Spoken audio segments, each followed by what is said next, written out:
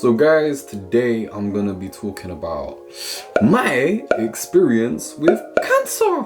Yeah, that's right. I'm gonna talk about the time when I was going through cancer and like the shit I was going through during that time, man. Oh my god. It's weird for me because me talking about my journey with cancer is kind of, how to say it, interesting, because it's been like 5 years now, and for 5 years pretty much I haven't wanted to talk about it. For some reason I've always been like, should I talk about it? Is it something that, you know, needs to be heard? Like, how are people gonna respect me if I build off something which I don't want to define me? And for a long time I didn't want cancer to define who I was and what I could achieve.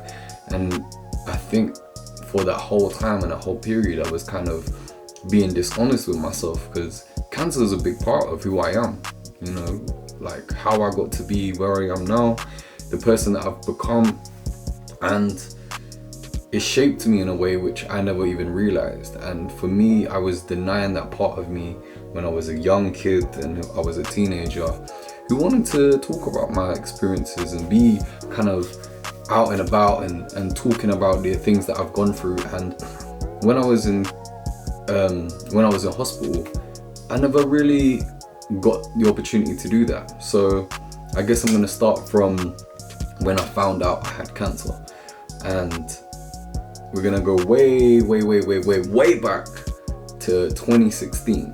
And 2016 for me was an okay year. You know, it was a year which I, you know, learned a lot of things about myself, who I was as a person, and you know, I was not good with dealing with stress. And during this time I was going to college and I was studying creative media and I was doing all these bits and pieces, and I just never knew how to get through the last couple months of college because I was struggling finishing off my last projects, and I wanted to get, you know, pass and get it over and done with.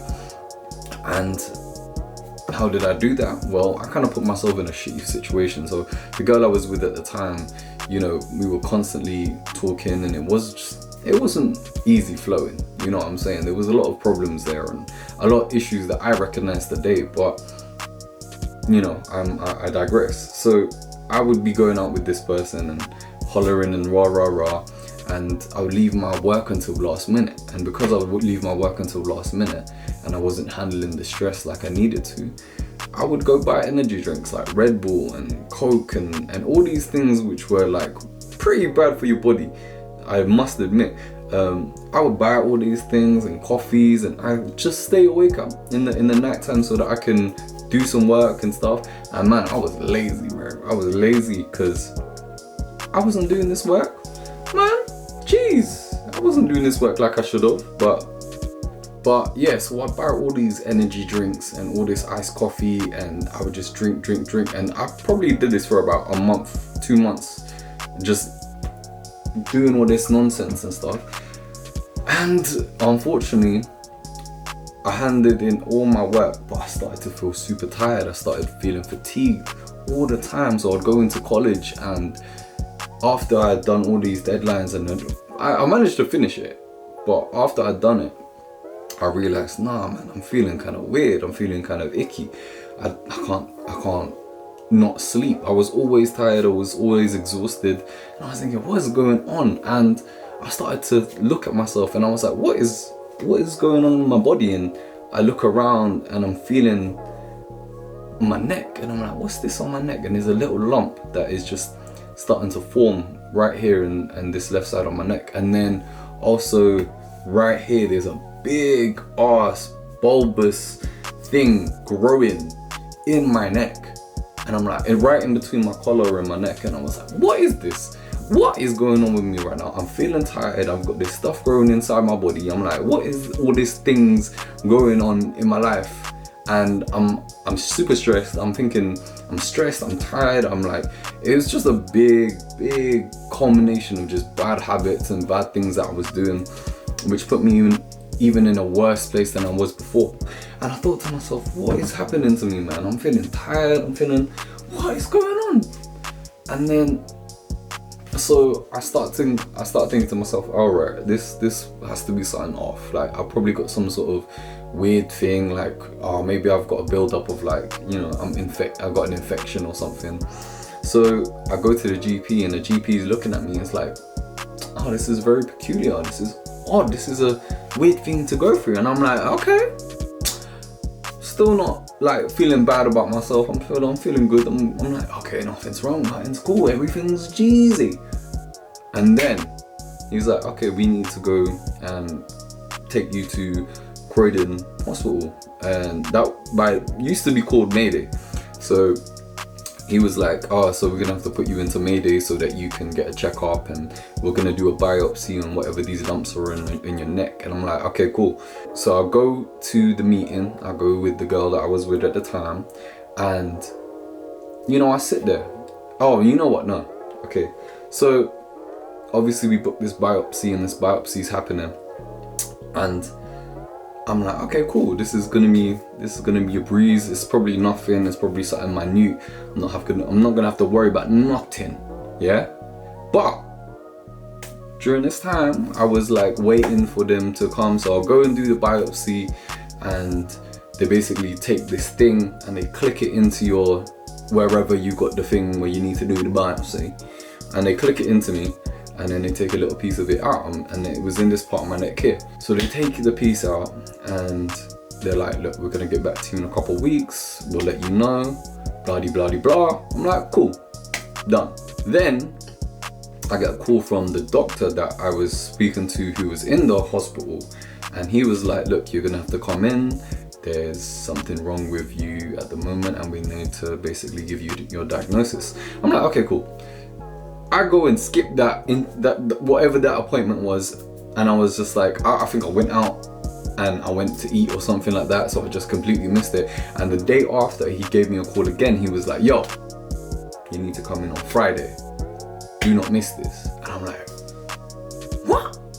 It can't be that bad where the doctor's calling me back in and telling me that this is gonna happen, or like the doctor's calling me back in and gonna give me some crazy news. I didn't think that was gonna be the case whatsoever at all. But I'm like, okay, cool. I'll come in on the Friday. Don't worry, I'm not gonna miss it. So me and this girl, we go in, and I'm feeling breezy. I'm feeling cool. I feel like nothing's bad is gonna happen. At this point, you know, I think I got videos and like stuff like that. So I'm gonna put in some videos and pictures of my first time when I was experiencing all this stuff. And I walk into that place, and you know, everything seems fine. And the doctor calls me in. He's like, Luke, we've got some bad news to tell you. And I'm like, bad news? What bad news? And he's like, Luke, you've got leukemia. Sorry? What? Excuse me? You know, I'm thinking, what is this? What is leukemia, bro? And the girl, she's crying her eyes out. I'm thinking to myself, what's going on? Excuse me? And then he basically repeats to me again, Luke, you've got cancer. And now it kind of like, it sets in. I'm like, oh,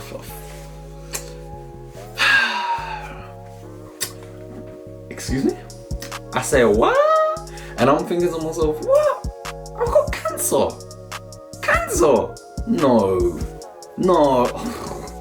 You've got to be kidding me. And basically, yeah, that was the situation. He was like, look, you've got cancer. We're gonna have to admit you to the Royal Marsden in Sutton. And yeah, you're gonna begin your treatment on October the 18th. And I said to myself, rah, okay. I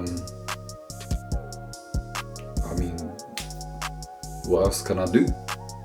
You know, I just had to sit there and kind of ponder, like, yo, what was I doing for the last, 3, 4, 5 months that led me to this situation? And I thought to myself, rah, I'm in a position now, like, what am I gonna do in this position? And I thought, wow, my life is changing. what I was gonna go do, get into uni, finish, what I needed to do. And like, my life was about to start and it all felt like it just ended. And I thought, damn, I'm here now. I'm in a spot that I didn't want to be in, but I'm in, and I'm gonna have to deal with this if I want to get out. And I thought to myself, how am I even gonna get out of this? What can I do? I couldn't do nothing. I had to literally sit there and accept the fact that, I've got cancer. My life is gonna change, regardless of whether I want it to or not.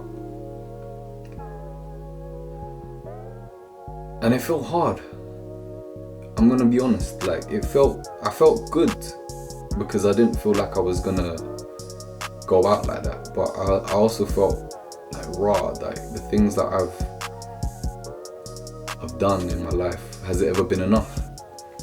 Like, have I been able to achieve enough in my life for me to be happy and to me to be like worthy? You know what I'm saying?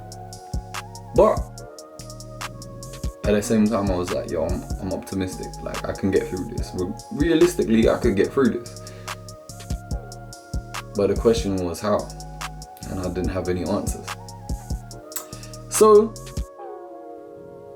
I'm gonna probably skip to another point at a later date, which is regarding a different part of my journey with cancer.